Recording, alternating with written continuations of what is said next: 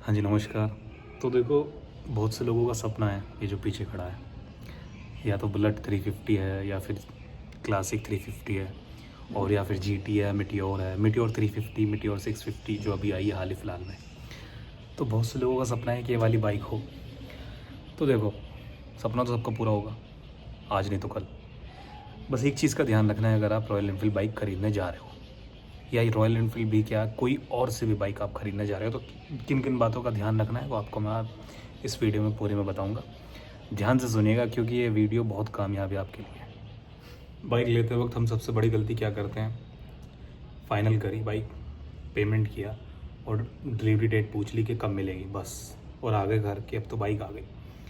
गलती आपने क्या की, ये पूछा नहीं कि मेरी बाइक कौन सी है, जो शोरूम में खड़ी है मेरी बाइक वही है या फिर आप कोई दूसरी बाइक मुझे इशू कराएंगे।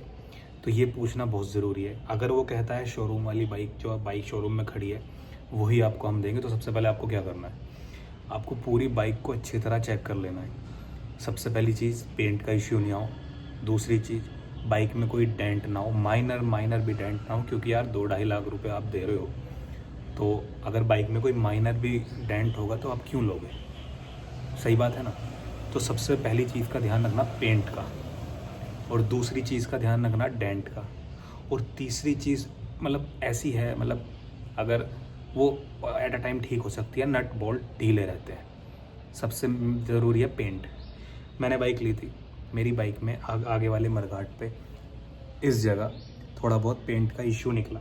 वीडियो में प्रॉपर नहीं आ पा रहा है, तो मेरी बाइक में जो पेंट का इशू था वो मुझे यहाँ पे मिला, और ये मैंने बाइक लेने के 2 से 3 दिन बाद देखा, जिसका मैं कुछ नहीं कर पा रहा हूँ अब। और जब पेमेंट सारा आपको शोरूम में चला गया, कंपनी को आपने सारा पेमेंट दे दिया, उसके बाद आप डिलीवरी बाइक ले आए अपनी, जिस डेट को डिलीवरी होनी थी, उसके बाद कोई इशू मिला आपको बाइक में इंजन से अलग, कोई पेंट का इशू मिला, डेंट का इशू मिला, तो ये रिपेयर नहीं होगा फ्री में, बिल्कुल भी नहीं होगा। तो इसका ध्यान आपको ही रखना है।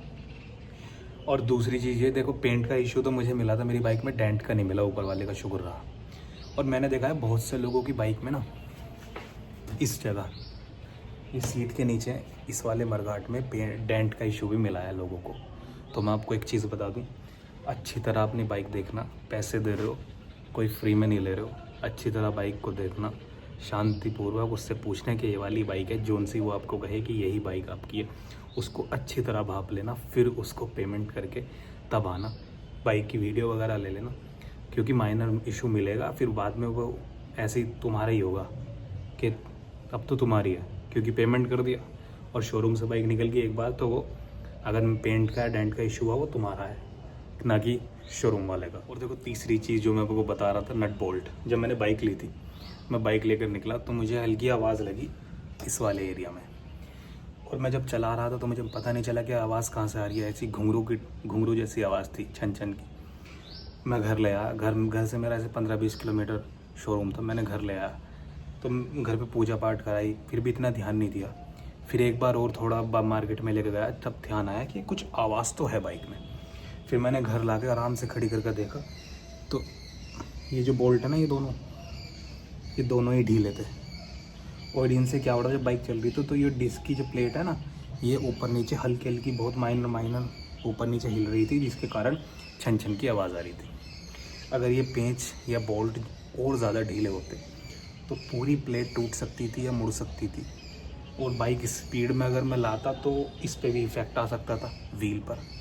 तो ये एक छोटी सी बारीक सी मिस्टेक से मतलब कितना बड़ा नुकसान हो सकता था। और ये ब्लेम किस पर आता, मुझ पर, क्योंकि बाइक तो मैं शोरूम से निकाल लिया हूँ, और ये जो इशू है ये एकदम से कैसा आया, या तो कोई आपने गलत चलाई है या फिर आपने एक्सीडेंट किया है, तो बहुत सारे सवाल शोरूम खड़ा कर सकता था।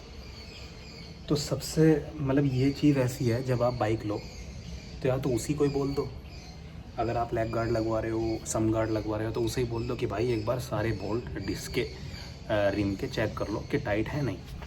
अगर देखो, अगर ये सोच लो खुद ही, अगर ये और ज़्यादा ढीला होता और रास्ते में निकलता तो कितना बड़ा इशू हो सकता था, एक्सीडेंट हो सकता था, ये मुड़ सकता था, नुकसान हो सकता था, चोट भी लग सकती थी। तो आपके साथ ऐसा कोई दिक्कत ना हो, तो इसलिए आपके लिए वीडियो बना रहा हूँ ये। बाकी ध्यान रखना, देखो 2, ढाई, 3 लाख रुपए आप दे रहे हो ना, तो आदमी ये तो सोचता है कि यार कोई दिक्कत परेशानी ना हो लेने के बाद भी और लेने से पहले भी। तो इसलिए कह रहा हूँ दिन इन डेंट, पेंट और नट बोल्ट, खासकर डिस्क के नट बोल्ट, इनका अच्छे से ध्यान रखना। बाकी और कोई इशू नहीं है, बाइक में बेहतरीन चलेगी, मस्त मज़ा आएगा। बस जब शोरूम से लाओ तो चेक कर लो, और जब जिस दिन ये लेग गार्ड वगैरह लगवाओ तो एक बार बोल्ट ज़रूर चेक करा लो। बाकी और कोई इशू नहीं है। चलता हूँ, वीडियो अच्छी लगे तो लाइक कमेंट शेयर ज़रूर करें और सब्सक्राइब करना ना भूलें। Thank you.